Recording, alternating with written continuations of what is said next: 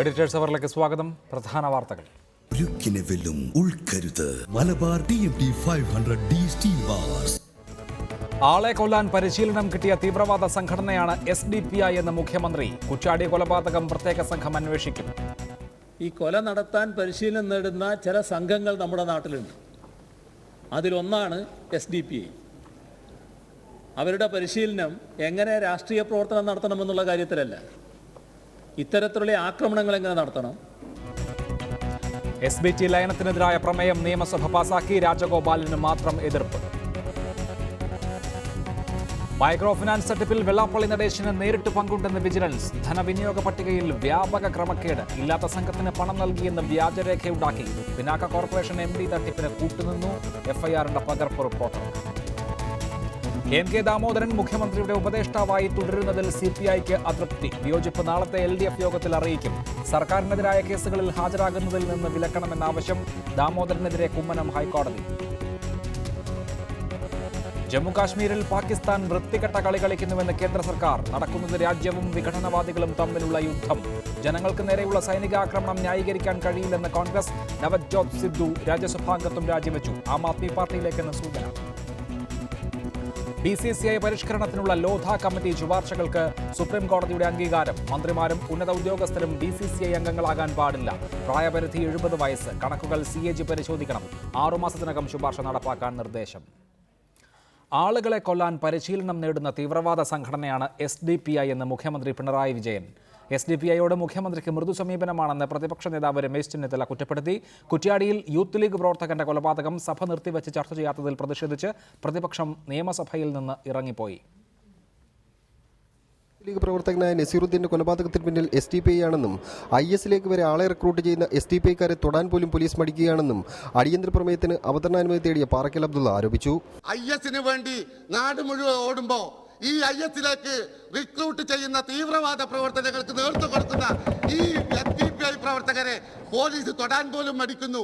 ഇതിന് മറുപടി നൽകിയ മുഖ്യമന്ത്രി അതിരൂക്ഷമായ ഭാഷയിലാണ് SDPI വിമർശിച്ചത്. ആളുകളെ എളുപ്പത്തിൽ കൊല്ലാൻ പരിശീലനം നേടുന്ന സംഘടനകൾ കേരളത്തിലുണ്ട്. അതിലൊന്നാണ് SDPI എന്ന് മുഖ്യമന്ത്രി പറഞ്ഞു. ലീഗ് പ്രവർത്തകന്റെ കൊലപാതകം പ്രത്യേക സംഘം അന്വേഷിക്കുന്ന കാര്യം പരിശോധിക്കുമെന്നും മുഖ്യമന്ത്രി വ്യക്തമാക്കി. ഈ കൊല നടത്താൻ പരിശീലനം നേടുന്ന ചില സംഘങ്ങൾ നമ്മുടെ നാട്ടിലുണ്ട്. അതിലൊന്നാണ് SDPI. അവരുടെ പരിശീലനം എങ്ങനെ രാഷ്ട്രീയ പ്രവർത്തനം നടത്തണമെന്നുള്ള കാര്യത്തിലല്ല, ഇത്തരത്തിലുള്ള ആക്രമണങ്ങൾ എങ്ങനെ നടത്തണം, ആളെ കൊല്ലുന്നത് എളുപ്പത്തിൽ എങ്ങനെ സാധിക്കും, ഇത്തരം കാര്യങ്ങളാണ് പരിശീലിക്കുന്നത്. അതേസമയം RSSും SDPIയും ഒരു നാണയത്തിന്റെ 2 വശങ്ങളാണെന്ന് പ്രതിപക്ഷ നേതാവ് രമേശ് ചെന്നിത്തല ആരോപിച്ചു. SDPIയോട് മുഖ്യമന്ത്രിക്ക് മൃദു സമീപനമാണെന്ന് പറഞ്ഞ രമേശ് ചെന്നിത്തല തെരഞ്ഞെടുപ്പിൽ SDPIയുടെ സഹായം വാങ്ങിയത് ആരാണെന്ന് പൊതുജനത്തിന് അറിയാമെന്നും തിരിച്ചടിച്ചു. കേരളത്തിൽ അങ്ങോളം ഇങ്ങോളം SDPI പോലെയുള്ള തീവ്രവാദ പ്രസ്ഥാനങ്ങളുടെ സഹായം ആർക്ക് ലഭിച്ചു?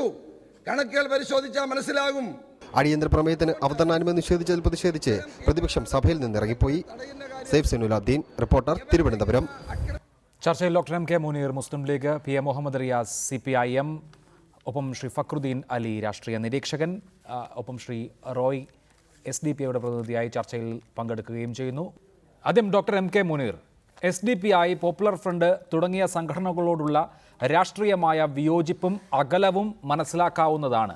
പക്ഷേ ഇന്ന് നിങ്ങളുടെ പാർട്ടിയുടെ MLA പാറക്കൽ അബ്ദുള്ള നിയമസഭയിൽ ആരോപിച്ചത് കേരളത്തിൽ ഇസ്ലാമിക് സ്റ്റേറ്റിന് വേണ്ടി റിക്രൂട്ട്മെൻറ്റ് നടത്തുന്ന സംഘടനയാണ് SDPI എന്നാണ്. അത് അങ്ങേയറ്റം ഗൗരവമുള്ള ആരോപണമാണ്. അങ്ങനെ ഒരു ആരോപണം ഉന്നയിക്കാൻ എന്ത് തെളിവാണ് മുസ്ലിം ലീഗിൻ്റെ പക്കലുള്ളത്?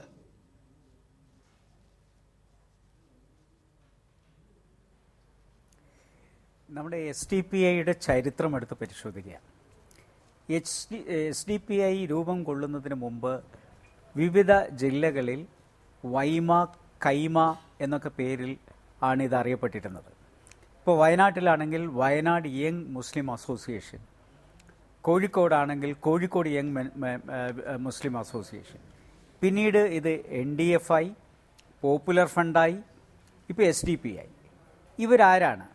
ഇവർ ബേസിക്കലി സിമി എന്ന് പറയുന്ന സംഘടനയെ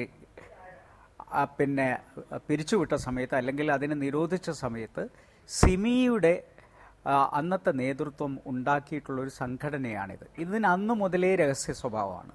ഇരുട്ടത്ത് വിളക്ക് കത്തിച്ചു വെച്ച് ക്ലാസ് എടുക്കുക തുടങ്ങിയിട്ടുള്ള തീവ്രവാദവും അതുപോലെയുള്ള മാരകമായിട്ടുള്ള രീതിയിൽ ആക്രമണം അഴിച്ചുവിടുന്ന ഒരു സ്വഭാവം വന്നുണ്ട്.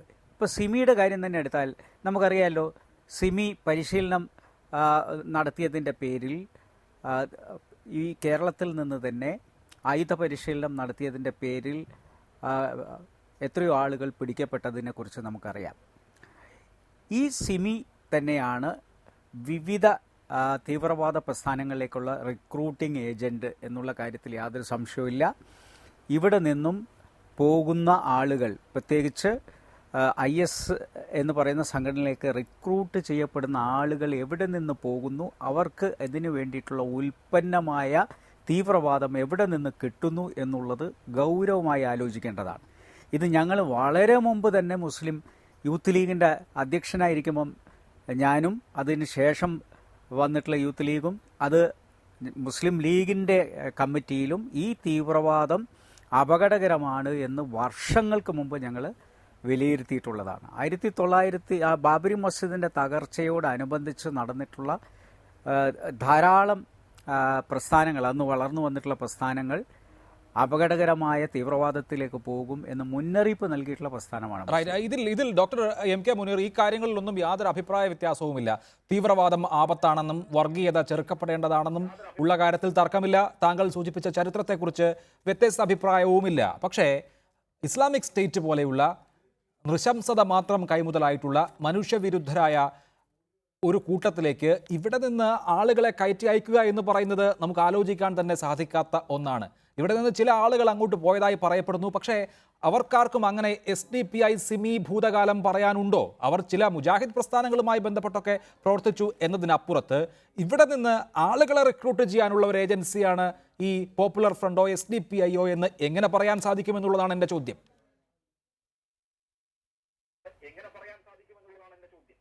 റിക്രൂട്ട്മെൻറ്റ് എന്ന് പറയുമ്പോൾ ഇതിന് ഉപോൽപ്പന്നമായിട്ടുള്ള ആശയം ഉൽപ്പാദിപ്പിക്കുമ്പോൾ തന്നെ സ്വാഭാവികമായും ആ ചെറുപ്പക്കാർ അതിൽ ആകൃഷ്ടരാകുകയും ഇതിന് സമാന്തരമായി ലോകത്ത് വളർന്നു വരുന്ന തീവ്രവാദ സംഘങ്ങളോട് ആഭിമുഖ്യമുണ്ടാവുകയും അങ്ങനെയാണ്. അതാണ് ഞാൻ പറഞ്ഞത്, നേരിട്ട് ഇവിടെ നിന്ന് റിക്രൂട്ട് ചെയ്യാന്നുള്ള അർത്ഥത്തിലല്ല, പക്ഷേ ഇവിടെ നടക്കുന്ന അവരുടെ ഉണ്ടാക്കിക്കൊണ്ടിരിക്കുന്ന ഐഡിയോളജി, ഇത് ശരിക്കും ISISഉം SDPIയും ഐഡിയോളജിക്കൽ കസിൻസാണ്.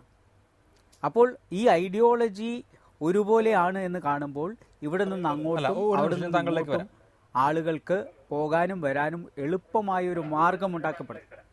റൈറ്റ്, അതാണ് താങ്കൾ സൂചിപ്പിക്കുന്നത്. ശ്രീ റോയ് അറക്കൽ, താങ്കളുടെ സംഘടനയെക്കുറിച്ച് അതിഗുരുതരമായ ആരോപണം, ശരി, പാർട്ടിയെക്കുറിച്ച് അതിഗുരുതരമായ ആരോപണം മുസ്ലിം ലീഗ് മാത്രമല്ല സംസ്ഥാന സർക്കാരിനെ പ്രതിനിധീകരിച്ചു മുഖ്യമന്ത്രിയും ഉന്നയിച്ചു. അങ്ങേയറ്റം ദുരൂഹമായ പ്രവർത്തന ചരിത്രവും പ്രവർത്തന വർത്തമാനകാലവുമുള്ള നിങ്ങളാണ് ഇവിടെ ഭീകരത ഉൽപ്പാദിപ്പിക്കുന്നത്, അല്ലെങ്കിൽ ഭീകരർക്ക് ഉപയോഗിക്കാൻ കഴിയുന്ന വിധത്തിൽ ആളുകളുടെ മനോനില മാറ്റി തീർക്കുന്നത് നിങ്ങളുടെ പ്രവർത്തനമാണെന്ന് അസന്നിഗ്ധമായി ഇതാ കേരളത്തിൻ്റെ പരിച്ഛേദമായ നിയമസഭയിലെ മുഴുവൻ അംഗങ്ങളും സമ്മതിക്കുന്നു. ഇവിടെ ഈ പറയുന്ന കാര്യങ്ങൾ വളരെ അടിസ്ഥാനരഹിതം തന്നെയാണ്. കാരണം ISലേക്ക് ഇവിടുന്ന് റിക്രൂട്ട്മെൻറ്റ് ചെയ്തിട്ട് ഉണ്ട് എന്ന് വ്യക്തമാക്കാൻ ഡോക്ടർ മുനീറിനോ അല്ലെങ്കിൽ മുനീറിനെ പോലെയുള്ള നിയമസഭാ മുൻ മന്ത്രിമാരായിരുന്ന ആൾക്കാർക്ക് അതിനുള്ള സംവിധാനങ്ങളുണ്ട്. ആ സംവിധാനങ്ങളനുസരിച്ച് അന്വേഷിക്കുകയും അതിൽ പ്രതികളാക്കപ്പെട്ടവരെ കണ്ടെത്തുകയും വേണം.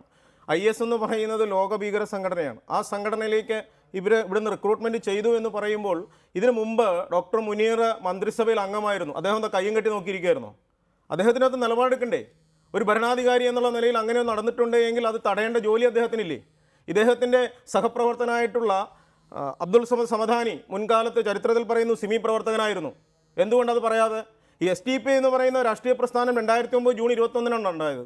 അതിനു മുമ്പ് ഉണ്ടായ കാര്യത്തിനെക്കുറിച്ച് ഇതിനെ വളച്ചൊടിച്ച് ഇതിനെ ആക്ഷേപിക്കുന്ന, അല്ലെങ്കിൽ ഈ പ്രസ്ഥാനത്തെ സോഷ്യൽ ഡെമോക്രാറ്റിക് പാർട്ടി ഓഫ് ഇന്ത്യനെ നശിപ്പിക്കുന്ന രീതിയിൽ, അത് ഇല്ലായ്മ ചെയ്യുന്ന രീതിയിലുള്ള ചില വർത്തമാനങ്ങളാണ് ഈ പറഞ്ഞുകൊണ്ടുവരുന്നത്. ഇതിനെ ന്യായീകരിക്കാൻ പറ്റില്ല.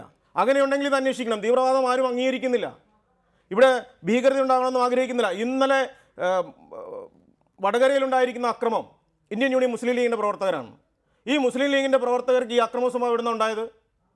ഇന്നലെ ഉണ്ടായിരിക്കുന്നതിൽ 2 വീട് പൂർണ്ണമായും തകർത്തു, 4 ബോംബുകൾ അവിടെ പൊട്ടിച്ചിരിക്കുന്നു, 8 CPM പ്രവർത്തകർ അതിക്രൂരമായി മർദ്ദിച്ചിരിക്കുന്നു. അതിൽ 4 പേരുടെ നില അതീവ ഗുരുതരമാണ്. എന്താണ് ഇതിനെക്കുറിച്ച് ഡോക്ടർക്ക് പറയാനുള്ളത്? ഇവിടെ ഞങ്ങളെ സംബന്ധിച്ചിടത്തോളം ഞങ്ങളുടെ ഏതെങ്കിലും പ്രവർത്തകൻ ഏതെങ്കിലും കൊലക്കേസിൽ പ്രതിയായിട്ടുണ്ടോ? പ്രാദേശികമായ ഉണ്ടായിരിക്കുന്ന ഒരു വിഷയത്തിന്റെ പേരിലാണ് ഈ പറയുന്ന രീതിയിലുള്ള ഞങ്ങളെ ആക്രമിക്കുന്നത്. ഇതിപ്പോൾ SDPI എന്ന പാർട്ടി രൂപീകരിച്ചതിന് ശേഷം എന്ന് വേണ്ട NDF, പോപ്പുലർ ഫ്രണ്ട് തുടർച്ചയിലേക്ക് വന്നാൽ അല്ലല്ല അങ്ങനെ ഒഴിഞ്ഞു മാറല്ലേ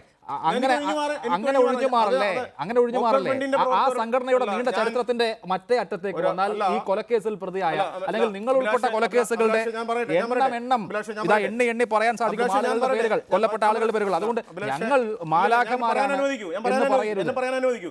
അഭിലാഷി ചോദിക്കുന്ന ചോദ്യത്തില് ഞാനല്ല ഉത്തരം പറയേണ്ടത്. പോപ്പുലർ ഫ്രണ്ടിനെ കുറിച്ച് പറയേണ്ടത് പോപ്പുലർ ഫ്രണ്ടിന്റെ നേതാക്കന്മാരും അതിന്റെ പ്രവർത്തകരുമാണ്, അല്ലെങ്കിൽ അതിന് മുമ്പുള്ള സംഘടനയെ കുറിച്ചാണ് പറയേണ്ടത്. ഞാൻ SDPIക്ക് വേണ്ടിയിട്ടാണ് വന്നത്, സോഷ്യൽ ഡെമോക്രാറ്റിക് പാർട്ടി ഓഫ് ഇന്ത്യനെ കുറിച്ചാണ് പറയേണ്ട ആളും. ഇതിനെക്കുറിച്ചുണ്ടായ പരാമർശത്തിനാണ് ഞാൻ മറുപടി പറയേണ്ടത്. ഇതിന് മുമ്പുണ്ടായ കാര്യത്തെക്കുറിച്ച് ഞാൻ പറയേണ്ടത് ആളല്ല. തന്നെയുമല്ല, പോപ്പുലർ ഫ്രണ്ട് പോലെയുള്ള പ്രസ്ഥാനങ്ങളിൽ എൻ്റെ അറിവനുസരിച്ച് മുസ്ലിങ്ങളായിട്ടുള്ളവരാണ് അംഗങ്ങൾ. അതിനകത്ത് വേറൊരാൾക്കും അംഗത്വമില്ല.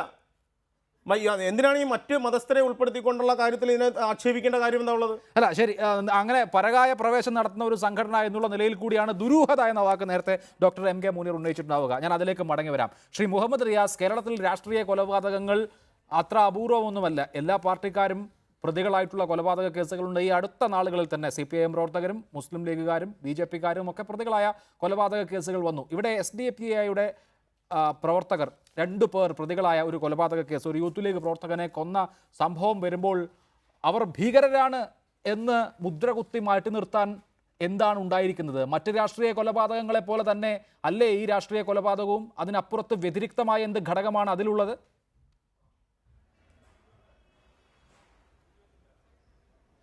ഒന്ന് അഭിലാഷേ, കൊലപാതകം വ്യക്തിപരമായിക്കോട്ടെ രാഷ്ട്രീയമായിക്കോട്ടെ നടക്കാൻ പാടില്ല. മനുഷ്യന്റെ ജീവൻ അമൂല്യമാണ്.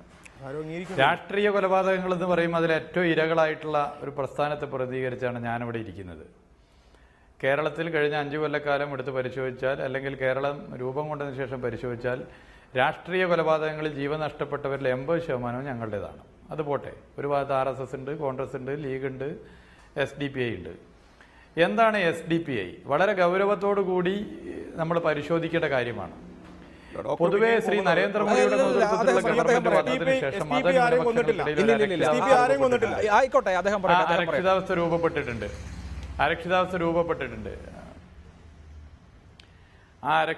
രൂപപ്പെട്ടിട്ടുണ്ട്. പറയുമ്പോൾ പറയാൻ അനുവദിക്കുക. ആ അരക്ഷിതാവസ്ഥ രൂപപ്പെട്ടത് ഉപയോഗപ്പെടുത്താനുള്ള ശ്രമം, പ്രത്യേകിച്ച് മുസ്ലിം ചെറുപ്പക്കാരെ വഴിതെറ്റിക്കാൻ തെറ്റായ രീതിയിൽ ഉപയോഗപ്പെടുത്തുന്ന ശ്രമം നടക്കുന്നു. നേരത്തെ മോഡി സർക്കാർ വരുന്നതിന് മുമ്പ് അതുണ്ടായിട്ടുണ്ട്.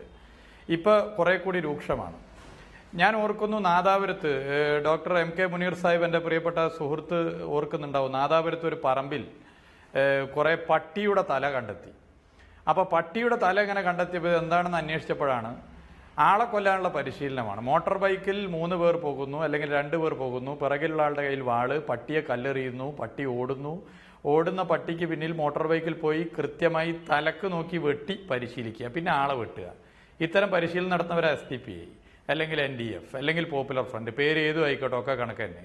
അപ്പോൾ ഇതിലെ വിഷയം എന്താണ്? സംഘപരിവാർ ആഗ്രഹിക്കുന്ന രാഷ്ട്രീയ അജണ്ട, ആ അജണ്ടയിലേക്ക് കാര്യങ്ങൾ എത്തിക്കാൻ എളുപ്പമാകുന്നേ ഉള്ളൂ SDPIയുടെ സാന്നിധ്യം. യഥാർത്ഥത്തിൽ SDPI സംഘപരിവാറിന്റെ ഭാഗമാവുകയാണ് ചെയ്യേണ്ടത്.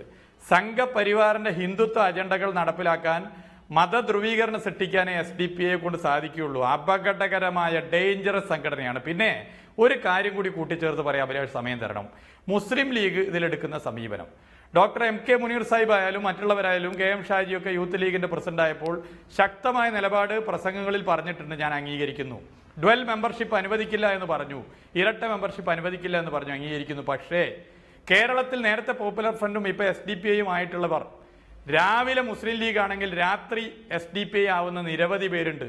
ഈ മണിച്ചിത്രത്താഴ് സിനിമയിൽ ശോഭന നാഗവല്ലിയായി, ഗംഗ ശോഭന നാഗവല്ലിയായി മാറുന്നത് പോലെ കേരളത്തിലെ മുസ്ലിം ലീഗിന്റെ പ്രവർത്തകരിൽ വലിയൊരു വിഭാഗം രാവിലെ ലീഗാണെങ്കിൽ രാത്രി NDFO SDPIയോ ആയി മാറിയിട്ടുണ്ട്. ഞാൻ ചില സംശയം ഡോക്ടർ മുനീർ സാഹിബിനോട് ചോദിക്കാൻ ഉദ്ദേശിക്കുന്നു. ജമ്മു കാശ്മീരിൽ 4 ചെറുപ്പക്കാർ സുരക്ഷാഭടന്മാരുമുള്ള ഏറ്റുമുട്ടൽ കൊല്ലപ്പെട്ട തീവ്രവാദികൾ മലയാളികളായിരുന്നു. VS-ന്റെ ഗവൺമെന്റ് ആയിരുന്നു, കോടിയേരി ആഭ്യന്തരമന്ത്രി. ഞങ്ങളൊരു പ്രത്യേക സംഘത്തെ നിശ്ചയിച്ചു. ISIT കൊച്ചി കേന്ദ്രീകരിച്ച് പ്രവർത്തിച്ചു. കുറെ ഞെട്ടിക്കുന്ന വിവരങ്ങൾ പുറത്തു വന്നു. ഉമ്മൻചാണ്ടി സർക്കാർ വന്നു. മുനീർ സാഹിബ് ഉൾപ്പെടെയുള്ള ആ സർക്കാർ എന്തുകൊണ്ട് ആ അന്വേഷക സംഘത്തെ പിരിച്ചുവിട്ടു? ഈ പ്രവൃത്തിയും സംസാരവും ഒരുപോലെയാണെങ്കിൽ അങ്ങനെ പിരിച്ചുവിടുമായിരുന്നു. നരിക്കാട്ടിരിയിലെ ബോംബ് സ്ഫോടനത്തിന്റെ ഭാഗമായി മുസ്ലിം ലീഗിന്റെ 5 പ്രവർത്തകർ, അവർക്ക് ഇത്തരം സംഘവുമായി ബന്ധമുണ്ടായിരുന്നു. ബോംബ് സ്ഫോടന നിർമ്മാണത്തിൽ മരിച്ചു. ആ അന്വേഷണം എന്തുകൊണ്ട് ഇല്ലാതാക്കി? കാസർഗോഡ് കേരളത്തിന്റെ ചരിത്രത്തിൽ ആദ്യമായി ഒരു ജുഡീഷ്യൽ കമ്മീഷനെ പിരിച്ചുവിട്ടു. വർഗീയ ലഹള, ഈ SDPIക്കൊക്കെ പങ്കുണ്ട്. മുസ്ലിം ലീഗിലെ വലിയൊരു ശതമാനം ആളുകളിൽ പെട്ടുപോകുന്നു. അപ്പൊ നിങ്ങൾ എടുക്കുന്ന നിലപാടിൽ ആത്മാർത്ഥതയുണ്ടെങ്കിൽ, നിങ്ങളുടെ നിലപാട് തെറ്റാൻ ഞാൻ പറയില്ല, നല്ല നിലപാടാണ്. മുനീർ സാഹിബ് പറഞ്ഞ നിലപാട് യോജിക്കുന്നു. പക്ഷേ അത് സിൻസിയറായിട്ട് എടുക്കുന്നതാണെങ്കിൽ ഇതിനോട് കർക്കശമായ നിലപാട് എടുക്കണ്ടേ? ഇരട്ട മെമ്പർഷിപ്പുള്ള നിരവധി പേരുണ്ട്. അപ്പൊ ഇവിടെ വിഷയം എന്താണ്? ഇവിടെ ന്യൂനപക്ഷങ്ങൾക്കിടയിൽ അരക്ഷിതാവസ്ഥയെ ഉപയോഗപ്പെടുത്തി പാവപ്പെട്ട മുസ്ലിം ചെറുപ്പക്കാരെ വഴിതെറ്റിക്കുന്ന പ്രവർത്തനം നടത്തുന്ന ഇവർ രാജ്യവിരുദ്ധ പ്രവർത്തനം മാത്രമല്ല, ഇസ്ലാമിക വിരുദ്ധ പ്രവർത്തനം നടത്തുന്നവരാ. വെച്ച് പൊറപ്പിക്കാൻ വേണ്ടി പാടില്ല ഇത്തരം സംഘങ്ങളെ. അതിന് കൈകോർക്കാവുന്നവരെ കൈകോർത്ത് കോമൺ പ്ലാറ്റ്ഫോമായി പോകണം.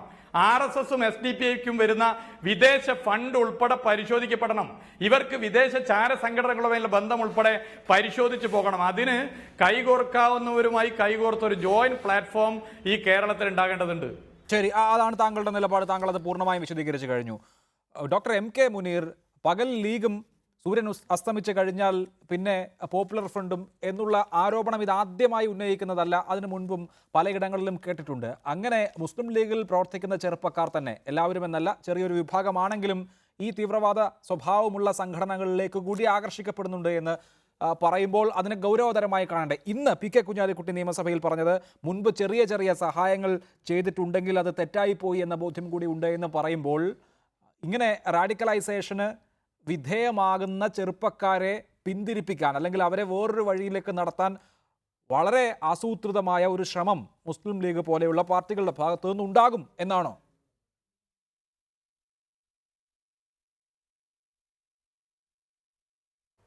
ഇത് കാട് അടച്ച് വെടിവെക്കുക എന്ന് പറയുന്നൊരു കാര്യമാണ്. യഥാർത്ഥത്തിൽ ഇവിടുത്തെ തീവ്രവാദ പ്രസ്ഥാനങ്ങളെ ആത്മാർത്ഥമായി നേരിട്ടിട്ടുള്ള കേരളത്തിലെ ഏക പ്രസ്ഥാനം മുസ്ലിം ലീഗാണ്.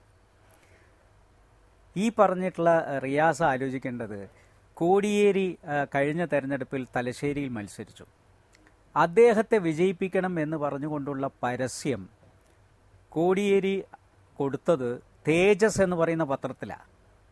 തേജസ് എന്ന് പറയുന്ന SDPIയുടെ മുഖപത്രത്തിലൂടെ എന്തിനാണ് ഒരു ലെജിറ്റിമൈസേഷൻ SDPIക്ക് കൊടുത്തുകൊണ്ടുള്ള ഒരു പരസ്യം കോടിയേരി അതിൽ കൊടുത്തത്? ഇന്ന് ചില പഞ്ചായത്തുകളിൽ SDPIയും മാർക്സിസ്റ്റ് പാർട്ടിയും പഞ്ചായത്ത് പ്രസിഡന്റ് SDPIയും വൈസ് പ്രസിഡന്റ് മാർക്സിസ്റ്റ് പാർട്ടിയുമായിട്ട് ഈ കേരളത്തിൽ അവർ ഭരണം പങ്കുവെച്ച് കൈയാളുന്നു. ധൈര്യസമേതം ആ ഒരു പഞ്ചായത്ത് പ്രസിഡന്റിന്റെ കീഴിൽ ഒരു വൈസ് പ്രസിഡന്റായി ഇരിക്കാനുള്ള ധാർമ്മികമായ ഉത്തരവാദിത്വം കണ്ടുകൊണ്ട് ഞങ്ങൾ രാജിവെക്കുന്നു എന്ന് പറയാനുള്ള ചങ്കൂറ്റം കാണിക്കണം.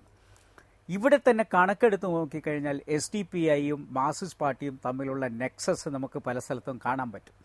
എനിക്ക് റിയാസിനോട് പറയാനുള്ളത്, ഇപ്പം നിങ്ങൾ തന്നെ നോക്കൂ, SDPI ആർക്കെതിരാണ് മത്സരിക്കുന്നത്? Marxist പാർട്ടിക്കെതിരെ SDPI മത്സരിക്കുന്നില്ല. SDPIയുടെ സംസ്ഥാന ഭാരവാഹികളൊക്കെ മത്സരിക്കുന്നത് മുസ്ലിം ലീഗ് കാൻഡിഡേറ്റ്സിനെതിരെയാണ്. അപ്പോൾ അവർ യഥാർത്ഥത്തിൽ RSSനെ നേരിടാനാണ് എന്നൊക്കെ പറയുന്നുണ്ടെങ്കിലും അവരുടെ ലക്ഷ്യം അവർക്ക് വിഘാതമായി നിൽക്കുന്ന മുസ്ലിം ലീഗിനെ നാമാവശേഷമാക്കുക എന്നുള്ളതാണ്. തെരഞ്ഞെടുപ്പിൻ്റെ മുഖത്ത് വെച്ചുകൊണ്ട് SDPIയുടെ വോട്ട് ഞങ്ങൾക്ക് ആവശ്യമില്ല എന്ന് പറയാനുള്ള ധൈര്യം കാണിച്ച പ്രസ്ഥാനം മുസ്ലിം ലീഗാണ്. എന്നാൽ മാർക്സിസ്റ്റ് പാർട്ടി എപ്പോഴെങ്കിലും ഞങ്ങൾക്ക് SDPIയുടെയും RSSന്റെയും വോട്ട് ആവശ്യമില്ല എന്ന് തെരഞ്ഞെടുപ്പിൻ്റെ ഗോതയിൽ വെച്ച് പറയാൻ അവർ തയ്യാറായിട്ടില്ല. കാരണം കിട്ടുന്നെങ്കിൽ കിട്ടട്ടെ, അതിലൂടെ അവരുടെ വോട്ടാണെങ്കിലും. ഞാൻ കൃത്യമായ ഈ തെരഞ്ഞെടുപ്പിലെ ഓരോ ബൂത്തുകൾ എടുത്തു നോക്കിക്കഴിഞ്ഞാൽ അവിടെ SDPIയും മാർക്സിസ്റ്റ് പാർട്ടിയും തമ്മിലുള്ള ബന്ധത്തെക്കുറിച്ച് പറയാം. ഇപ്പോൾ തന്നെ ഈ പ്രശ്നമുണ്ടായ സ്ഥലത്ത് പോലീസുകാർ പ്രതികൾക്ക് ബിരിയാണി വാങ്ങി കൊടുക്കുന്ന അവസ്ഥ കുറ്റ്യാടിയിലുണ്ടായി. ഏതെങ്കിലും പ്രതികൾക്ക് പോലീസ് ഇതുപോലെ ബിരിയാണി വാങ്ങിക്കൊടുത്തിട്ടുണ്ടോ? മാത്രമല്ല, ഒരു കല്ലേറ് നടന്നു എന്ന കാരണത്താൽ മുസ്ലിം ലീഗിൻ്റെ പ്രവർത്തകരെ ഈ 2 പ്രതികളുടെ മുന്നിൽ വെച്ച് പോലീസ് സ്റ്റേഷനിൽ വെച്ച് മാരകമായി അടിച്ച് പരിക്കേൽപ്പിച്ചതിലൂടെ പോലീസിൻ്റെ ഈ പ്രശ്നത്തിലുള്ള സമീപനം എന്താണ്, അവരുടെ ലീൻ എങ്ങോട്ടാണ് എന്ന് സൂചിപ്പിക്കാൻ ശരി, അങ്ങനെയുള്ള ആക്ഷേപം കൂടിയുണ്ട് മുസ്ലിം ലീഗിന്. തുടരണം ഡോക്ടർ എം കെ മുനീർ, തുടരണം. ശ്രീ ഫക്രുദ്ദീൻ അലി, ഇന്ന് നിയമസഭയിൽ മുഖ്യമന്ത്രി പറയുന്നു കൊല നടത്താൻ പരിശീലനം നേടിയ സംഘമാണ് SDPI എന്ന്. IS-ലേക്ക് ആളെ റിക്രൂട്ട്മെന്റ് ചെയ്യുന്ന സംഘമാണെന്ന് മുസ്ലിം ലീഗും SDPIയോട് മൃദു സമീപനം സ്വീകരിക്കരുത് എന്ന് കോൺഗ്രസും ആവശ്യപ്പെടുമ്പോൾ എല്ലാവരും എന്ത് സമീപനം സ്വീകരിക്കണം എന്നുള്ള കാര്യത്തിൽ ഏകാഭിപ്രായക്കാരാണ്. എല്ലാവർക്കും ഈ വാക്കിലെ ആത്മാർത്ഥത ഈ വർഗീയ തീവ്രവാദ പ്രസ്ഥാനങ്ങളോട് എടുക്കുന്ന സമീപനത്തിന്റെ കാര്യത്തിൽ ഉണ്ടോ?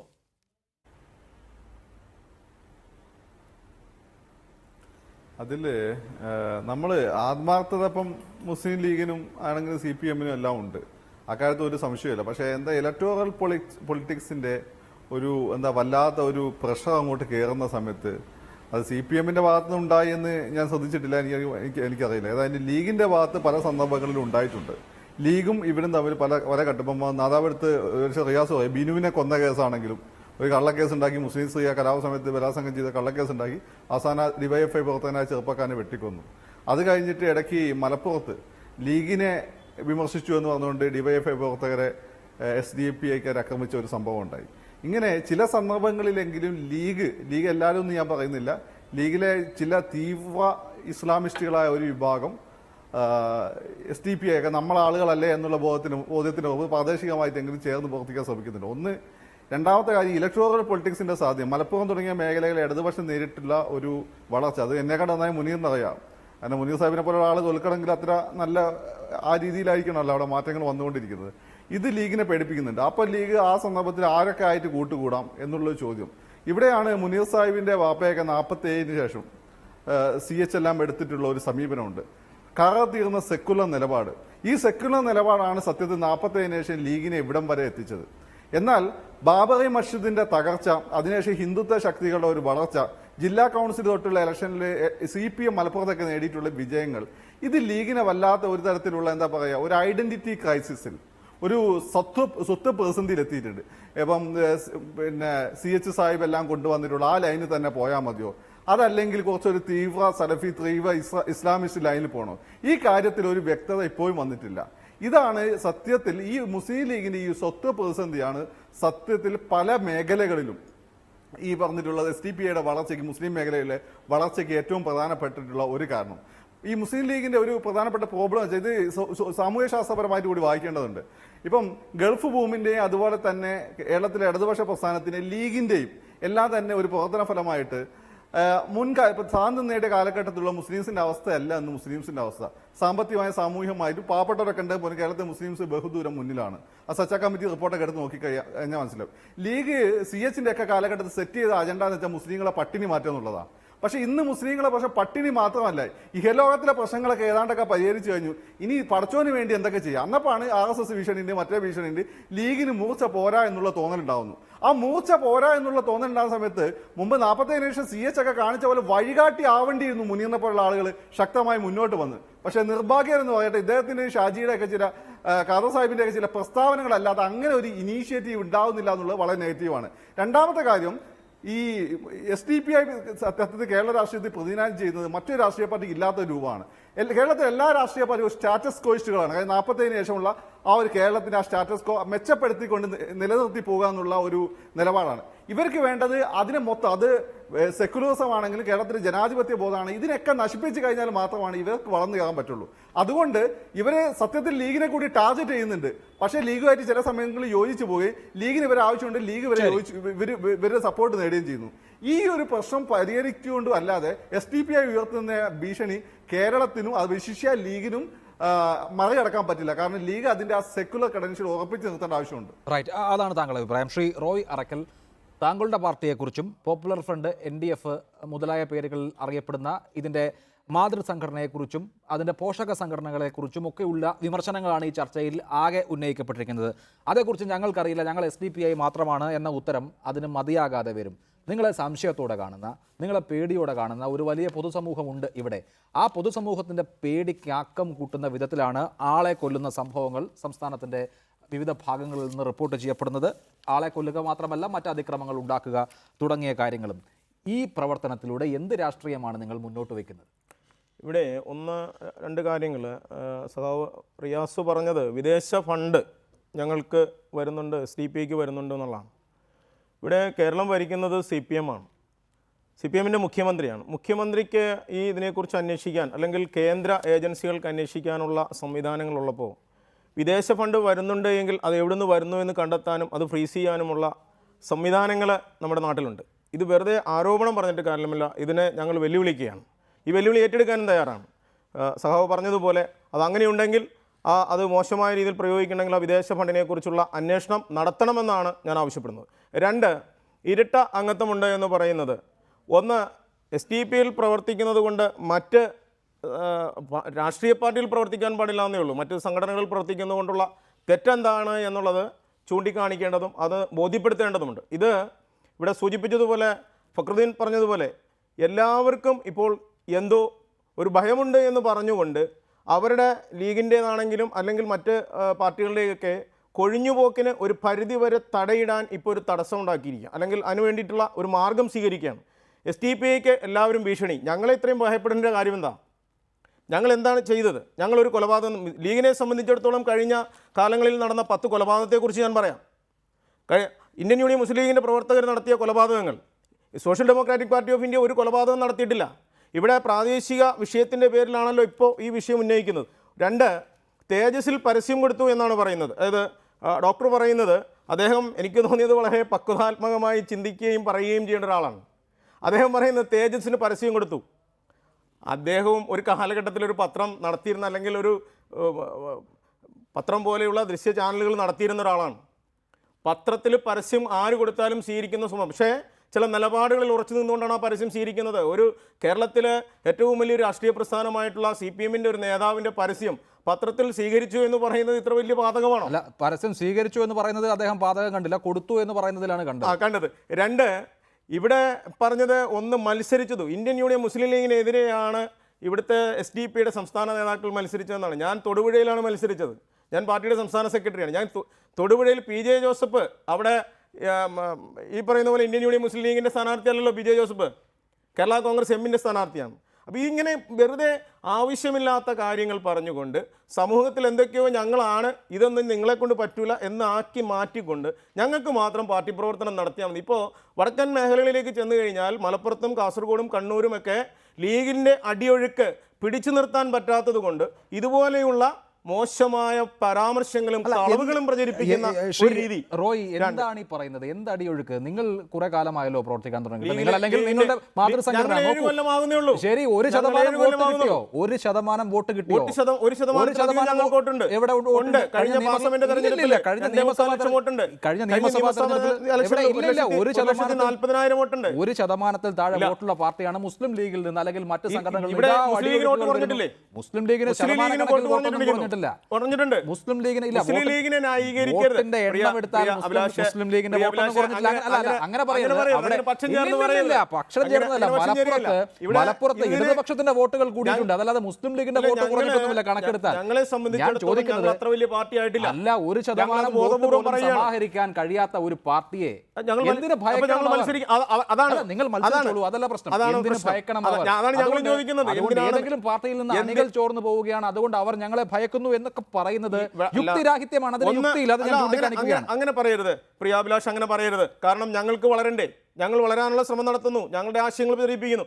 ഇവിടെ ഞാൻ പറഞ്ഞല്ലോ, പാർട്ടി എന്നുള്ള നിലയിൽ ഞങ്ങളുടെ ആശയങ്ങളുമായി മുന്നോട്ട് പോകുമ്പോൾ ഞങ്ങൾ നടത്തിയിട്ടുള്ള കുറ്റകൃത്യങ്ങളുണ്ടെങ്കിൽ അത് ഇതിനു മുമ്പ് CPM-ൻ്റെ ഭാഗത്തുനിന്ന് പറഞ്ഞു SDP-യെ ഞങ്ങൾ ഇവിടെ നിന്ന് ഇല്ലാതാക്കും, ഇവിടെ നിന്ന് തുടച്ചു നീക്കും എന്ന് പറഞ്ഞുകൊണ്ട് ഞങ്ങളുടെ പ്രവർത്തകർക്കെതിരെ UAP ചാർജ് ചെയ്തു. ആ UAP തന്നെ തിരിഞ്ഞു കഴിഞ്ഞ UDF ഗവൺമെൻറ് കണ്ണൂരിലെ പ്രമുഖരായ നേതാക്കൾക്കെതിരെ വന്നു. അതിന് ബുദ്ധിമുട്ടുകൾ അവരിപ്പോൾ അനുഭവിക്കുകയാണ്. ഞങ്ങൾ അന്നും പറഞ്ഞു UAP ശത്രുക്കളുടെ അതിനെ നശിപ്പിക്കാൻ നോക്കുമ്പോൾ വാക്കുകൊണ്ടും പ്രവൃത്തി കൊണ്ടുമാണ്. ശരി, ആവട്ടെ. ശ്രീ മുഹമ്മദ് റിയാസ്, ഈ വടകര താലൂക്കിനെ എടുത്തു കഴിഞ്ഞാൽ തന്നെ അവിടെയാണല്ലോ ഒരു മുസ്ലിം ലീഗ് പ്രവർത്തകൻ SDPI-ക്കാരാൽ കൊല്ലപ്പെട്ടത്. അവിടെ ഈ CPIM-കാരോ ലീഗുകാരോ പ്രതികളായ എത്ര കേസുകൾ എന്തായാലും SDPI-ക്കാരുടെയോ പോപ്പുലർ ഫ്രണ്ടുകാരുടെയോ പേരിൽ ഉണ്ടാവുകയില്ലല്ലോ. അവർ ചോദിക്കുന്നത് ഞങ്ങളെ പ്രവർത്തിക്കാൻ അനുവദിക്കുകയില്ല എന്നൊരു നിലപാട് സ്വീകരിച്ചിരിക്കുകയാണോ എന്നാണ്.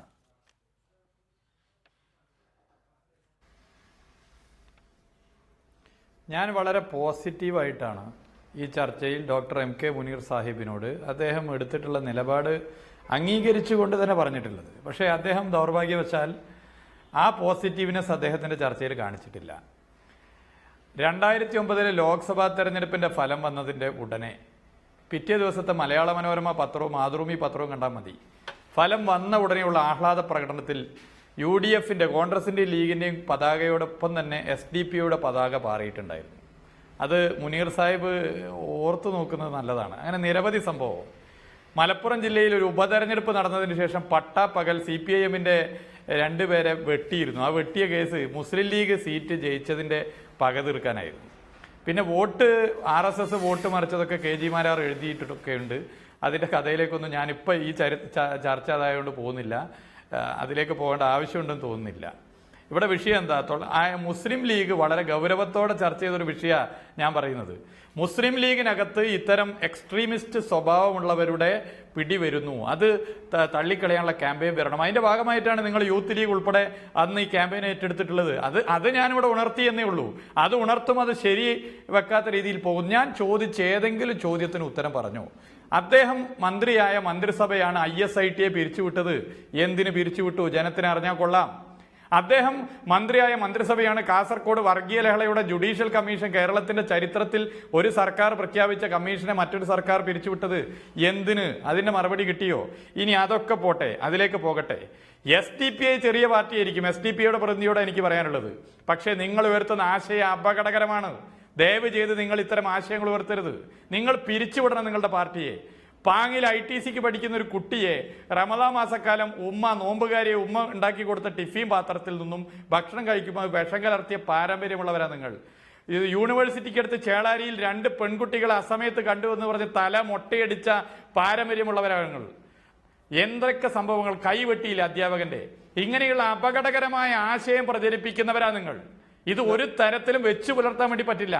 വെച്ച് പൊറുപ്പിക്കാൻ പറ്റാത്ത അപകടകരമായ പ്രവണതയാണ്. SDPI RSSും ഒരു നാണയത്തിന് ഇരുവശമാണ്. RSSും സംഘപരിവാരം ആഗ്രഹിക്കുന്നതേ നിങ്ങൾ നടപ്പിലാക്കുന്നുള്ളൂ.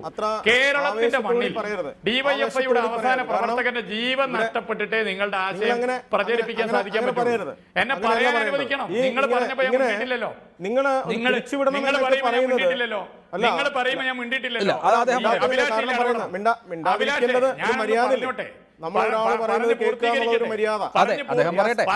പൂർത്തീകരിച്ചതിന് ശേഷം നിങ്ങൾക്ക് പറയാം.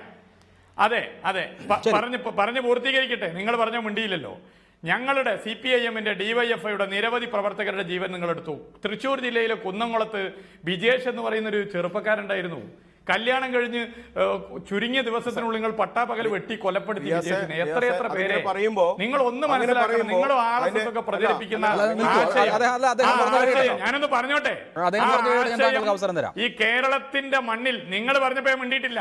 ആ ആശയം RSSന്റെയും SDPIയുടെയും ആശയം കേരളത്തിന്റെ മണ്ണിൽ നടപ്പിലാക്കണമെങ്കിൽ DYFIയുടെ അവസാന പ്രവർത്തകന്റെ ജീവൻ നഷ്ടപ്പെടേണ്ടി വരും. ഞങ്ങൾ അനുവദിക്കില്ല.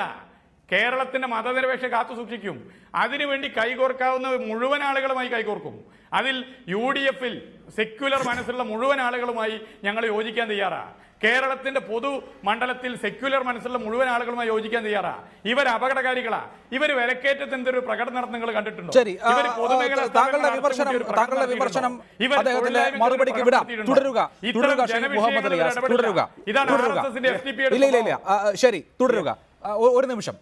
ഒരു നിമിഷം താങ്കളിലേക്ക് വരാം. Doctor MK Muneer, Muslim league എന്ന് പറയുന്ന പ്രസ്ഥാനത്തിന് ഈ പുതിയ കാലാവസ്ഥയിൽ അങ്ങേയറ്റം സുപ്രധാനമായൊരു റോൾ ഉണ്ടല്ലോ. കാരണം ആഗോള തലത്തിൽ തന്നെ ഭീകരവാദം, തീവ്രവാദം തുടങ്ങിയ ആശയങ്ങൾ വേരുപിടിക്കുന്നു. അതിൻ്റെ കെടുതികൾ നിരന്തരം ഉണ്ടായിക്കൊണ്ടിരിക്കുന്നു.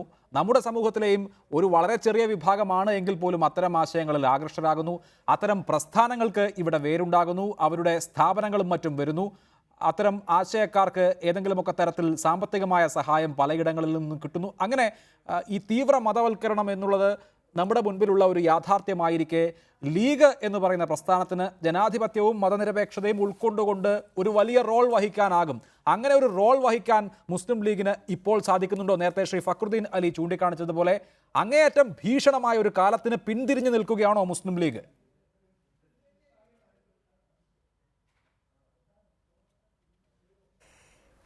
എനിക്ക് അത്ഭുതം തോന്നുന്നത് ഇവിടെ സംസാരിക്കുന്ന ഞാനൊഴിച്ചുള്ള 3 ആളുകളും നമ്മൾ ചർച്ച ചെയ്യുന്നത് SDPI ആണെങ്കിലും എല്ലാവരും കയറുന്നത് മുസ്ലിം ലീഗിൻ്റെ തലയിലാണ്. അപ്പോൾ യഥാർത്ഥത്തിൽ മുസ്ലിം ലീഗ് എന്ന് പറയുന്നൊരു പ്രസ്ഥാനം ഇവിടെ ഇല്ലാതാവുക എന്നുള്ളതാണ്. മുസ്ലിം ലീഗ് എന്ന് പറയുന്ന പ്രസ്ഥാനമാണ് ഇതുവരെ ഈ തീവ്രവാദത്തിലേക്കുള്ള ഒഴുക്ക് തടഞ്ഞു നിർത്തിയിട്ടുള്ള മതനിരപേക്ഷതയിൽ നിൽക്കുന്ന, നമ്മുടെ പേരിനെ ആശ്രയിച്ചിട്ടാണെങ്കിൽ ഏറ്റവും നല്ല പേര് SDPI എന്നുള്ളത് തന്നെയാണ്. പേരിനെ ആശ്രയിച്ചിട്ടാണെങ്കിൽ നല്ല പേര് BJP എന്നുള്ളതാണ്, ഭാരതീയ ജനതാ പാർട്ടി. പക്ഷെ പേരല്ല, നമ്മുടെ പ്രവൃത്തി, നമ്മുടെ ഐഡിയോളജി എന്താണ്, മൗദൂദിയൻ സിദ്ധാന്തം. അതുപോലെ യഥാർത്ഥത്തിൽ SDPI എന്ന് പറയുന്നത് ഈ പറയുന്ന മൗദൂദിയൻ സിദ്ധാന്തം തന്നെ മുന്നോട്ട് വെച്ച് കൊണ്ടുപോകുന്ന NDF, പോപ്പുലർ ഫ്രണ്ടൊക്കെ ഉണ്ടായപ്പോൾ അവരുടെ ആശയം തന്നെയാണ്. അതിനെ ചെറുത്ത് തോൽപ്പിച്ച് തീവ്രവാദത്തിനെതിരെ യുവശക്തി എന്ന് പറയുന്നൊരു മുദ്രാവാക്യം തന്നെ മുഴക്കി യൂത്ത് ലീഗിൻ്റെ കാലഘട്ടത്തിൽ അത് ഞങ്ങൾ ഓരോ ഘട്ടത്തിലും യൂത്ത് ലീഗ് അത് ഏറ്റെടുത്തപ്പോൾ ആ യൂത്ത് ലീഗിൻ്റെ ക്യാമ്പയിൻ മുഴുവൻ ഇതിലേക്ക് പോകുന്ന ചെറുപ്പക്കാരെ തടയുന്നതിന് വേണ്ടിയാണ്. ആ മുസ്ലിം ലീഗിനെ ദുർബലപ്പെടുത്തുന്നതോടുകൂടി റിയാസ് തന്നെ ആലോചിക്കേണ്ടത്, ഇവിടെ നിങ്ങൾ ചർച്ച ചെയ്യുമ്പോൾ SDPIയെ മാറ്റി നിർത്തി വീണ്ടും നിങ്ങൾ മുസ്ലിം ലീഗിൻ്റെ തലയിലേക്ക് കയറുന്നതിൻ്റെ ഉദ്ദേശം എന്താണ്, അതിൻ്റെ ചേതോവികാരം എന്താണ്? ഇവിടെ മുസ്ലിം ലീഗ് എന്ന് പറയുന്ന പ്രസ്ഥാനം 1990കളിൽ തന്നെ ഈ തീവ്രവാദം പൊട്ടിമുളക്കുന്നു എന്ന് കണ്ട് ശിഹാബ് തങ്ങളുടെ കാലഘട്ടത്തിൽ, ഇപ്പോൾ ബാബരി മസ്ജിദിൻ്റെ കാര്യം പറഞ്ഞല്ലോ, ബാബരി മസ്ജിദ് ഉണ്ടായപ്പോൾ കേരളത്തിൽ തീവ്രമായിട്ടുള്ള ഒരു എടുത്തുചാട്ടം ഇല്ലാതാക്കുന്നതിന് വേണ്ടി ശിഹാബ് തങ്ങൾ എടുത്തിട്ടുള്ള നിലപാട്, ഇവിടെ ബാബരി മസ്ജിദിൽ വൈകാരികമായ പ്രതികരണം പാടില്ല എന്ന് പറയാൻ ചങ്കൂറ്റം കാണിച്ചിട്ടുള്ള, അതിനെ എല്ലാവരും ഒരേ സ്വരത്തിൽ, ഈവൻ ഇടതുപക്ഷം തന്നെ ഒരേ സ്വരത്തിൽ അതിനെ ശ്ലാഘിച്ചിട്ടുള്ളതാണ്. അങ്ങനെയുള്ളൊരു മുസ്ലിം ലീഗിനെ ദുർബലപ്പെടുത്തുക എന്നുള്ളതല്ല ഈ ചർച്ചയിൽ നിങ്ങൾ ചെയ്യേണ്ടത്. ആ മുസ്ലിം ലീഗിനെ കൂടി വിശ്വാസത്തിൽ എടുക്കുക എന്നുള്ളതാണ് ഇവിടെ ഇടതുപക്ഷം അടക്കം ചെയ്യേണ്ടത്. പക്ഷേ ഇടതുപക്ഷത്തിന് ഈ കാര്യത്തിൽ ഇരട്ടത്താപ്പാണ് എന്നുള്ളത് മാത്രമാണ് ഞാൻ സൂചിപ്പിച്ചത്. എനിക്ക് റിയാസ് പറഞ്ഞ കാര്യത്തിൽ റിയാസ് പറഞ്ഞിട്ടുള്ള അതിൻ്റെ അന്തസ്സത്തെ ഞാൻ ഉൾക്കൊള്ളുന്നു. ശരി. പക്ഷേ റിയാസ് ഇവിടെ മുസ്ലിം ലീഗ് എന്ന് പറയുന്നൊരു പ്രസ്ഥാനത്തിനെ ചർച്ചയിലേക്ക് വലിച്ചഴക്കുന്നതിന് പകരം SDPI എന്ന് പറയുന്ന ഈ പ്രസ്ഥാനം ഉൽപ്പാദിപ്പിച്ചുകൊണ്ടിരിക്കുന്ന തീവ്ര ചിന്തകൾ ഇല്ലാതാക്കാൻ മതനിരപേക്ഷ ശക്തികൾ ഒരുമിച്ച് നിൽക്കണമെന്ന് പറയുന്ന ആശയത്തിൽ മുസ്ലിം ലീഗ് എടുത്തിട്ടുള്ള നിലപാടിനെ ഒന്ന് ശ്ലാഘിക്കാനുള്ള ഒരു സൗമനസ്യം കാണിക്കണം എന്നുള്ളതാണ് എനിക്ക് പറയാനുള്ളത്. നിലപാട് വ്യക്തമാണ് ഡോക്ടർ മുനീർ. ശ്രീ ഫക്രുദ്ദീൻ അലി, 26% മുസ്ലിങ്ങളുള്ള സംസ്ഥാനമാണ് കേരളം.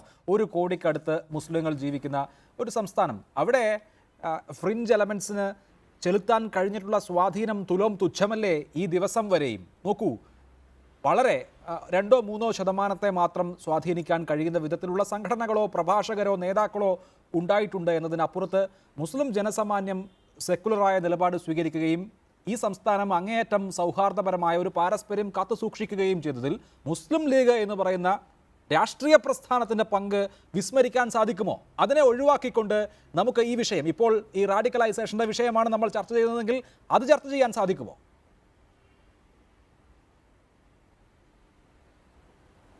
അല്ല, 47 ശേഷമുള്ള ലീഗ് ചെയ്തിട്ടുള്ള ഒരു വലിയ കാര്യം കേരളത്തിലെ മുസ്ലിം സമൂഹത്തെ കൂടുതൽ മതനിരപേക്ഷമായി കൊണ്ടുവന്നു, നിലനിർത്തി. അതിൻ്റെ ഇടയ്ക്ക് ഭീവണ്ടിയിലെ കലാപം ഉണ്ടായി, 47 ഈ പറയുന്ന വിഭജനമായിട്ട് ബന്ധപ്പെട്ട് ഒരുപാട് മുസ്ലിങ്ങൾ കൊല ചെയ്യപ്പെട്ട പ്രശ്നം ഉണ്ടായി.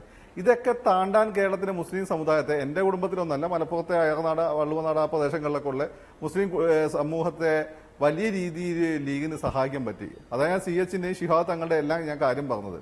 എന്നാൽ അതിനുശേഷം ഇപ്പോൾ അന്നത്തെ കേരളം, അതാണ് ഞാൻ പറഞ്ഞത്, അന്നത്തെ പറഞ്ഞുകൊണ്ട് എൻ്റെ പൂപ്പ ഉണ്ടായിരുന്നു എന്ന് പറഞ്ഞിട്ട് വല്ല കാര്യമുണ്ടോ?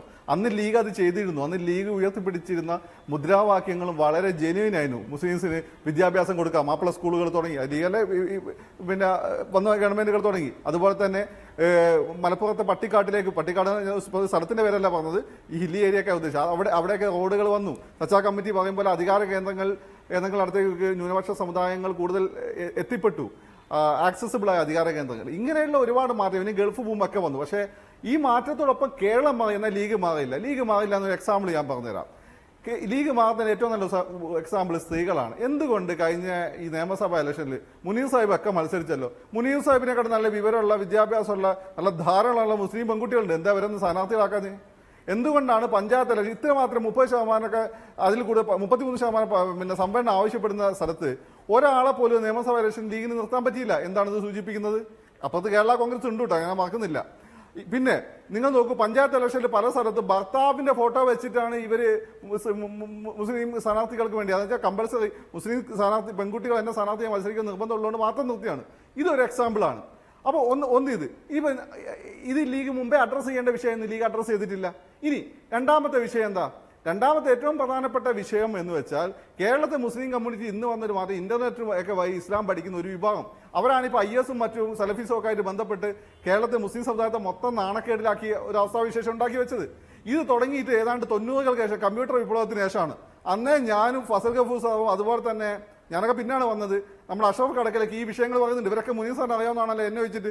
എന്തുകൊണ്ട് ഈ വിഷയങ്ങൾ കൃത്യസമയത്ത് ഏറ്റെടുത്ത് മഹല്ല് കമ്മിറ്റികളായിട്ട് ഞങ്ങൾ ആരെക്കാട്ട് ഏറ്റവും കൂടുതൽ ബന്ധമുള്ള ലീഗിനാണ്? എന്തുകൊണ്ട് ലീഗ് ആ ഒരു ചർച്ചയാക്കിയും കുട്ടികളുടെ കാര്യങ്ങൾ ശ്രദ്ധിക്കണം എന്ന് കുടുംബങ്ങളെ കൊണ്ട് ആ ധാരണ കുടുംബങ്ങൾ ഉണ്ടാക്കുകയും ചെയ്തിട്ടില്ല. അതുപോലെ തന്നെ ഞാൻ പിന്നെ ഭർത്താവ് വീട്ടിലില്ലാത്ത സ്ഥലങ്ങൾ മുസ്ലിം സ്ത്രീകൾ കുടുംബത്തിൽ മറ്റും നേടുന്ന ഒരുപാട് സാമ്പത്തികമായിട്ട് മറ്റേ ഒരുപാട് പ്രശ്നങ്ങൾ, സമ്മർദ്ദം, എന്തുകൊണ്ട് ഇത് അഡ്രസ്സ് ചെയ്യുന്നില്ല? എന്തുകൊണ്ട് പിന്നെ മുസ്ലിം പെൺകുട്ടികളെ ഡിഗ്രി സെക്കൻഡ് ഇയർ ആക്കിയപ്പോൾ കല്യാണം കഴിച്ചു വിടുക? ഇടതുപക്ഷ കുടുംബങ്ങൾ വെച്ച് മുഖ്യ ലീഗ് കുടുംബങ്ങളിലും ആ കുട്ടികൾക്ക് മുന്നോട്ട് പഠിക്കണ്ടേ? അവർക്ക് പിന്നെ ആ രീതിയിൽ തന്നെ മുന്നോട്ട് പോകാൻ സൗകര്യം ഒരുക്കി കൊടുക്കാത്ത എന്താ? നിങ്ങൾക്ക് എന്താ പെൺകുട്ടികളെ പെട്ടെന്ന് കല്യാണം കഴിപ്പിച്ചാൽ വിടണമെന്ന് ഇത്രേ നിർബന്ധം? അപ്പം ഇങ്ങനെയുള്ള പുതിയ കാലഘട്ടത്തിൻ്റെതായ പ്രശ്നങ്ങൾ ലീഗിന് അഡ്രസ്സ് ചെയ്യാൻ പറ്റുന്നില്ല. ലീഗിന്റെ സെക്കുലർ ക്രെഡൻഷ്യൽസും ലീഗിന്റെ ഇന്ന് കേരള സമൂഹത്തിൽ SDPI ഒക്കെ വളരുന്നതിന് ഇപ്പോഴും വലിയൊരു പരിധി വരെ ലീഗ് വഹിക്കുന്ന പങ്കും എല്ലാം അംഗീകരിച്ചുകൊണ്ടാണ് ഞാൻ ഈ പറയുന്നത്. അതുകൊണ്ടാണ് സേക്യു നായിക്കിനെ പോലെയുള്ള ആളുടെ വിഷയത്തിൽ മറ്റാരും പ്രതികരിച്ചിട്ടില്ലല്ലോ. ലീഗ് ചാടിക്കയറി വന്ന് പ്രതികരിച്ചപ്പോൾ നമുക്കൊക്കെ എൻ്റെ അടുത്ത സുഹൃത്ത്, ഞാൻ കേരളത്തിൽ ഏറ്റവും കൂടുതൽ ഇഷ്ടപ്പെടുന്ന ലീഗാനാണെങ്കിൽ പോലും മുൻ MLA രണ്ടത്താനിയൊക്കെ എനിക്കത് ശക്തമായി ആക്രമിക്കേണ്ടി വന്നു. മുനീർ സാർ ആ രീതിയിൽ അത് ന്യായീകരിച്ചാലും എനിക്ക് ആ രീതിയിൽ തന്നെ പ്രതികരിക്കേണ്ടി വരും. അപ്പോൾ പുതിയ കാലഘട്ടത്തിന്റെ മാറ്റങ്ങൾ, മുസ്ലിം സമുദായത്തിൽ വന്ന മാറ്റങ്ങൾ ഉൾക്കൊണ്ട് അതിനൊട്ട് വളരാൻ മുസ്ലിം ലീഗിനായില്ല. ഇപ്പോൾ ആ ഡ്യൂട്ടി കുറച്ചുകൂടി നന്നായി മുസ്ലിം കമ്മ്യൂണിറ്റി കൂടി ചെയ്യുന്നത് CPM-ഉം ഇടതുപക്ഷവുമാണ്. ശരി, അതാണ് താങ്കളുടെ കാഴ്ചപ്പാട്. തുടരുക ഡോക്ടർ മുനീർ, അതിന് മറുപടി പറയും. ശ്രീ മുഹമ്മദ് റിയാസ്, ഇവിടെ ഇന്ന് നിയമസഭയിൽ ചോദിച്ചു, ഈ സർക്കാർ അധികാരത്തിലെത്തിയതിന് ശേഷം SDPI-ക്കാർക്ക് പോലീസ് സ്റ്റേഷനിൽ ബിരിയാണിയാണ് കൊടുക്കുന്നത് എന്ന്. SDPI-യോട് മൃദു സമീപനമുണ്ടോ എന്ന് രമേശ് ചെന്നിത്തലയും ചോദിച്ചു. അങ്ങനെ ചോദിക്കാൻ ഇടയാക്കുന്നത് ഒരു തെരഞ്ഞെടുപ്പ് ഘട്ടം വരുമ്പോൾ SDPI ഒന്നും വലിയ ഫാക്ടർ അല്ലല്ലോ. അവർ നിങ്ങളെ സഹായിക്കേണ്ട ഇടങ്ങളിൽ സഹായിക്കുന്നു, അതിനുള്ള ഒരു ഉപകാര സ്മരണ കാത്തു സൂക്ഷിക്കുന്നു എന്നുള്ളതാണ് ആ ആരോപണത്തിൻ്റെ അടിത്തറ. ഇങ്ങനെ ഏതെങ്കിലും ഒരു പാർട്ടിയുടെ പേര് വിട്ടേക്കുക, അല്ലെങ്കിൽ ഒരു സംഘടനയുടെ പേര് വിട്ടേക്കുക, അതിതീവ്ര ധാരയെ പ്രതിനിധാനം ചെയ്യുന്ന, അങ്ങേയറ്റം തെറ്റായത് എന്ന് വിവക്ഷിക്കപ്പെടുന്ന ഐഡിയോളജി ഉള്ള സംഘടനകളെ രഹസ്യമായും പരസ്യമായും പുൽകാൻ പോയ ചരിത്രം നിങ്ങൾക്കില്ലേ എന്ന് മുസ്ലിം ലീഗ് തിരിച്ചു ചോദിക്കും.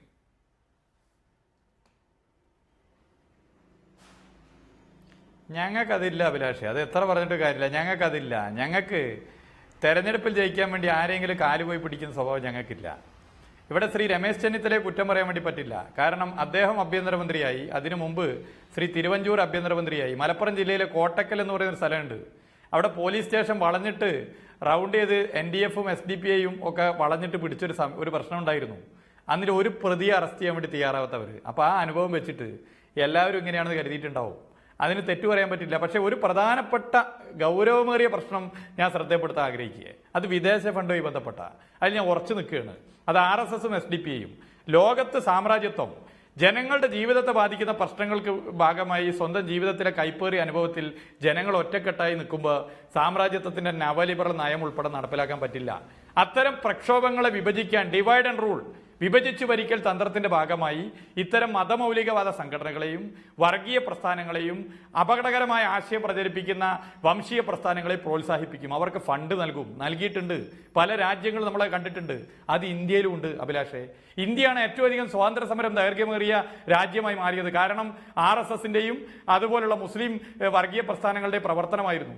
925 രൂപ കൊണ്ട് RSS 22 കൊല്ലക്കാലം ഒരു സ്വാതന്ത്ര്യ സമര പ്രകടനത്തിൽ പങ്കെടുത്തിട്ടില്ല.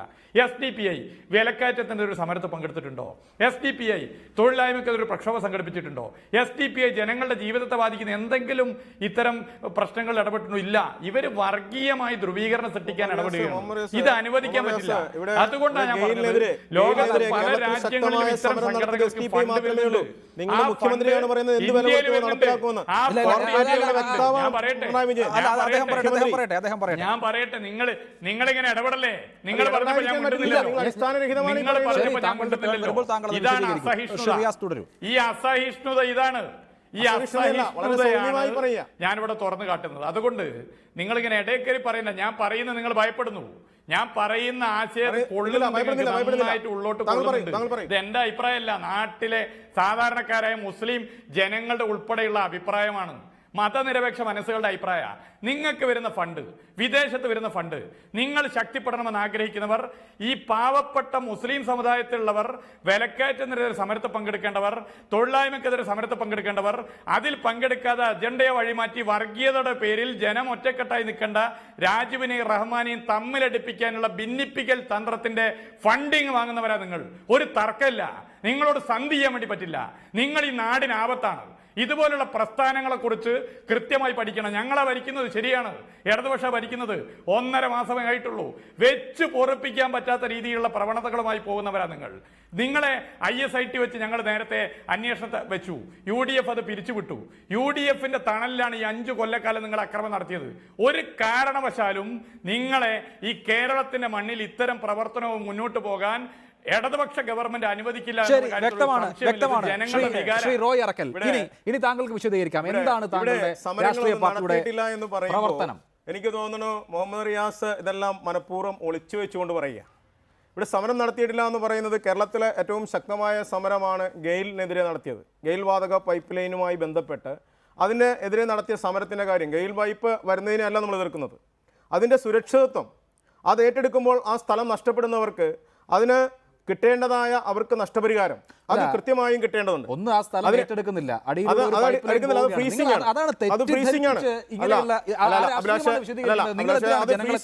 സ്ഥലം ഫ്രീസ് ചെയ്യാണ്. അത് ഫ്രീസ് ചെയ്യുന്നു. ആ സ്ഥല ഉടമയ്ക്ക് യാതൊരുവിധ ആനുകൂല്യങ്ങളും കിട്ടുന്നില്ല. ആര് പറഞ്ഞു? കിട്ടുന്നില്ല. ഇല്ല, 30% 30% കൊടുത്തിട്ടാണ് ആ ഭൂമിക്കടിയിലൂടെ ഞങ്ങൾ ക്യാമ്പയിൻ നടത്തുന്നതല്ല. അതിനെക്കുറിച്ച് അന്വേഷിക്കട്ടെ.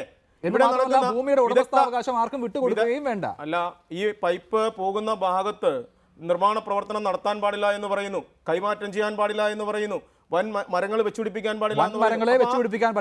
ആ സ്ഥലത്ത് പിന്നെ എന്ത് ചെയ്യാൻ സാധിക്കും?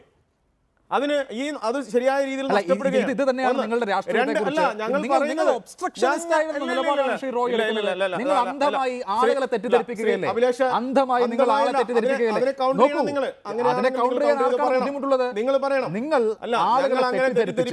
മനുഷ്യാവകാശത്തിന്റെ മൂടുപടമിട്ട് ഇല്ലാത്ത കാര്യങ്ങൾ ആളുകളെ തെറ്റിദ്ധരിപ്പിക്കുന്നു എന്നുള്ളതാണ് നിങ്ങളുടെ അടിസ്ഥാനപരമായ പ്രശ്നം. ഞങ്ങൾ നടത്തുന്നുണ്ട്.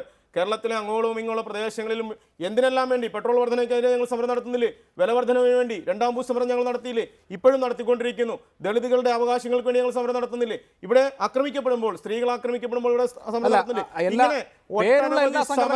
നടത്തും. ഒരു നിമിഷം SDPIയുടെ നിങ്ങൾ ഈ അവകാശപ്പെടുന്ന ഏറ്റവും പ്രധാനപ്പെട്ട വിഷയം എന്ന് പറയുന്നത് ഗെയിലിൽ നിങ്ങൾ ഇറക്കിയ പോസ്റ്റർ എന്താണ്? നിങ്ങളുടെ ഭൂമിയിൽ ഒരു ബോംബ് കുഴിച്ചിടുകയാണ്, എന്നിട്ട് ഒരു പടമൊക്കെ വെച്ച് നോക്കൂ. ഇങ്ങനെ സംസ്ഥാനത്ത് വരുന്ന വികസന പദ്ധതികളോടൊക്കെ ഈ സമീപനമാണ്. തീർച്ചയായും അവിടെ ഭൂമി കൊടുക്കുന്ന ആളുകൾക്ക് നഷ്ടപരിഹാരം കൊടുക്കണം, മറ്റ് പല വിഷയങ്ങളുണ്ട് സുരക്ഷയുടെ കാര്യത്തിലൊക്കെ. അതെന്ത് രാഷ്ട്രീയ പ്രവർത്തനമാണ്? BOT-ക്കെതിരെ അതുപോലെ തന്നെ NH വികസനവുമായി ബന്ധപ്പെട്ട് ഇവിടെ 60 മീറ്റർ വേണമെന്ന് പറഞ്ഞു, പിന്നെ 45 മീറ്ററായി. ഞങ്ങൾ പറയുന്നു 30 മീറ്ററിൽ ഇവിടെ ദേശീയപാത വരാമല്ലോ, 4 വരി പാത അവിടെ വരാൻ 30 മീറ്ററിൽ വരാമല്ലോ. അതെന്തുകൊണ്ട് അംഗീകരിക്കുന്നില്ല? അപ്പോൾ ഇവിടെ ഭൂമാഫിയയെ സഹായിക്കാൻ ഭരണകൂടം നേതൃത്വം കൊടുക്കുന്നു, കോർപ്പറേറ്റുകളെ സഹായിക്കാൻ ഭരണകൂടം. ഇവിടെ ഞങ്ങൾ സമരം ചെയ്യുന്നില്ല എന്ന് വരുത്തി തീർക്കുകയാണ്. നേരത്തെ ഇവിടെ പറഞ്ഞതുപോലെ തന്നെ ഞങ്ങളൊന്നും ചെയ്യുന്നില്ല, ഞങ്ങൾ ഇവിടുന്ന് പോകണം, ഞങ്ങളെ പിരിച്ചു വിടണം, ഞങ്ങൾക്ക് ഫണ്ട് വരുന്നുണ്ട്. ഇതെല്ലാം അന്വേഷിക്കാനുള്ള അധികാരങ്ങളുള്ള കേന്ദ്രങ്ങളിലുള്ളപ്പോൾ ഈ മുഹമ്മദ് റിയാസിന്റെ പാർട്ടി അല്ലെങ്കിൽ അതിന് ഉത്തരവാദിത്തപ്പെട്ട മുഖ്യമന്ത്രി ഉൾപ്പെടെയുള്ളവർക്ക് ഇതിനെക്കുറിച്ച് അന്വേഷിക്കാൻ പാടില്ലേ? ഈ ആളുകളെ തെറ്റിദ്ധരിപ്പിക്കാതെ എന്താ കാര്യമുള്ളത്? ഇവിടെ ഈ പറയുന്നത് ഞങ്ങൾ അന്വേഷിക്കണമെന്ന് പറയുമ്പോൾ തെറ്റിദ്ധരിപ്പിക്കലാകുന്നത് എങ്ങനെയാ? എന്ത് അന്വേഷിക്കണമെന്ന്? ഈ പറയുന്ന ആരോപണങ്ങൾ വിദേശ ഫണ്ട് വരുന്നു എന്നും ഇല്ലെങ്കിൽ ഞങ്ങൾ ഇവിടുത്തെ റിക്രൂട്ട്മെന്റ് നടത്തുന്നു എന്നും ഞങ്ങൾ മറ്റുള്ളവർക്ക് ഭീഷണിയാകുന്നു എന്നൊക്കെ പറയുമ്പോൾ അത് അന്വേഷിക്കണ്ടേ? അതെ അതെ, ശരി. നമുക്ക് സമയവും പരിമിതമാണ്. ഡോക്ടർ MK മുനീർ, ഇതിപ്പോൾ ഏതെങ്കിലും ഒരു സംഘടനയുമായി ബന്ധപ്പെട്ട പ്രശ്നമല്ല. അതിനേക്കാൾ നമ്മുടെ സമൂഹത്തെ ബാധിച്ചിരിക്കുന്ന വർഗീയവൽക്കരണം, ധ്രുവീകരണം, ഇതൊക്കെ അങ്ങേയറ്റം പ്രാധാന്യമർഹിക്കുന്ന ഒരു വിഷയമാണല്ലോ. അതുകൊണ്ട് ഒരു സംഘടനയുടെ കള്ളിയിൽ അതിനെ ഒതുക്കി നിർത്തേണ്ട. മുസ്ലിം ലീഗ് എന്തുകൊണ്ട് ഈ കാര്യത്തിൽ പരാമർശ വിധേയമാകുന്നു എന്ന് ചോദിച്ചാൽ, മുസ്ലിം ലീഗിന് താങ്കൾ തന്നെ സൂചിപ്പിച്ച പൈതൃകം ഇപ്പോൾ കാത്തു സൂക്ഷിക്കാൻ കഴിയുന്നുണ്ടോ എന്ന വിമർശനം സംഗതമാണ്. നേരത്തെ ശ്രീ ഫക്രുദ്ദീൻ ചൂണ്ടിക്കാണിച്ചതുപോലെ അങ്ങേയറ്റം യാഥാസ്ഥിതികമായ നിലപാടുകൾ യാഥാസ്ഥിതിക മതസ്ഥാപനങ്ങളിൽ നിന്നുണ്ടാകുമ്പോൾ അതിന് അനുകൂലമായ നിലപാട് രാഷ്ട്രീയ പാർട്ടി എന്നുള്ള നിലയിൽ സ്വീകരിക്കുക. അതേസമയം തന്നെ ഈ സലഫിസ്റ്റ് വഹാബിസ്റ്റ് ഐഡിയോളജിയുടെ ആളുകളെയും ഒരർത്ഥത്തിൽ പിന്തുണയ്ക്കുക എന്നുള്ള നിലയിലേക്ക് ലീഗ് ചുരുങ്ങിപ്പോയില്ലേ? പാർട്ടിയിലെ ഉൽപ്പതിഷ്ണുക്കൾക്ക്, താങ്കൾക്കും KM ഷാജിക്കും ഒക്കെ കിട്ടിയ സ്പേസ് ഇപ്പോഴത്തെ ചെറുപ്പക്കാർക്ക് മുസ്ലിം ലീഗിൽ അല്ലെങ്കിൽ അതിൻ്റെ പോഷക സംഘടനകളിൽ കിട്ടുന്നുണ്ടോ?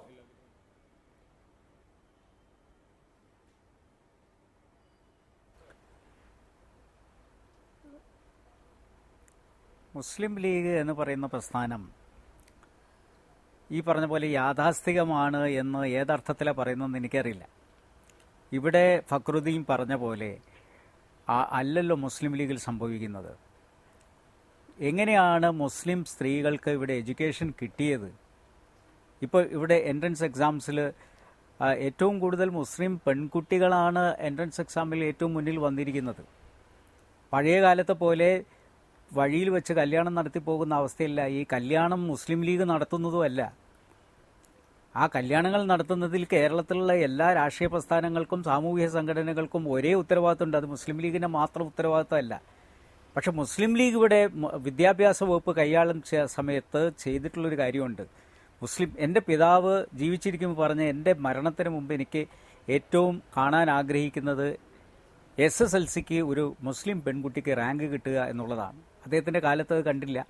പക്ഷെ അതിനുശേഷം എത്ര റാങ്ക് ഹോൾഡേഴ്സ് മുസ്ലിം കമ്മ്യൂണിറ്റിയിൽ നിന്ന് വന്നു, എത്ര എഡ്യൂക്കേഷൻ ഏറ്റവും കൂടുതൽ കൈകാര്യം ചെയ്ത ഒരു രാഷ്ട്രീയ പ്രസ്ഥാനം എന്നുള്ള നിലക്ക് കൂടി ഇവിടുത്തെ മുസ്ലിം പെൺകുട്ടികളുടെ എഡ്യൂക്കേഷൻ മുന്നോട്ട് കൊണ്ടുപോകുന്നതിലും പ്രൊഫഷണൽ കോഴ്സുകൾ വരുന്നതിലും അത്ര നിസ്സാരമായിട്ടുള്ള കാര്യമൊന്നുമല്ല മുസ്ലിം ലീഗ് ചെയ്തിട്ടുള്ളത്.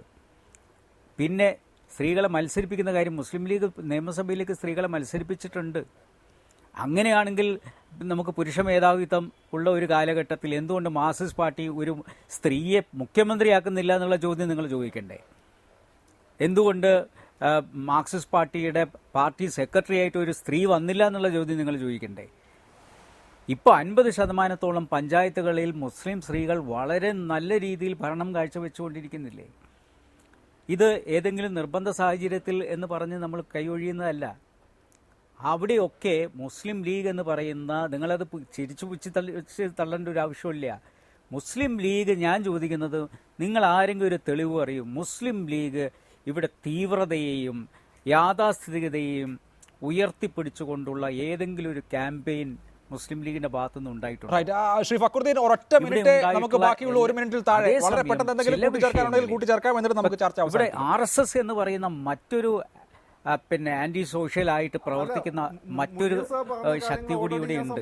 ലീഗും CPM ഉൾപ്പെടെയുള്ള കോൺഗ്രസ് ഉൾപ്പെടെ രാഷ്ട്രീയ സംഘടനകളുടെ മുസ്ലിം സമുദായം മുന്നോട്ട് വന്നിട്ടുണ്ട്. പക്ഷേ തീവ്രവാദികളല്ല, പക്ഷെ എല്ലാ ചെയ്യേണ്ട കാര്യങ്ങളുണ്ട്. സ്ത്രീകൾക്ക് അത്തരം വിഷയങ്ങൾ അത് ചെയ്യാത്തതാണ് രാഷ്ട്രീയമായി ലീഗ് മുരടിച്ചു പോകുന്നു. ലീഗ് മുരടിച്ചു പോകരുത്. ലീഗ് മുരടിച്ചു പോയാൽ നിരപേക്ഷതയിൽ നിൽക്കുന്ന പ്രസ്ഥാനങ്ങൾക്കും അത് തടയിടാനുള്ള ഒരു ഉത്തരവാദിത്തമുണ്ട്. ശരി, വ്യക്തമാണ് നിലപാടുകൾ.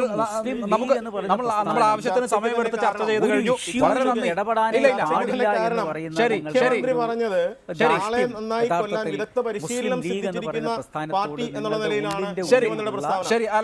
മുഖ്യമന്ത്രിയുടെ പാർട്ടി എത്രത്തോളം ആളുകളെ കൊന്നിരിക്കുന്നു, ഈ മുസ്ലിം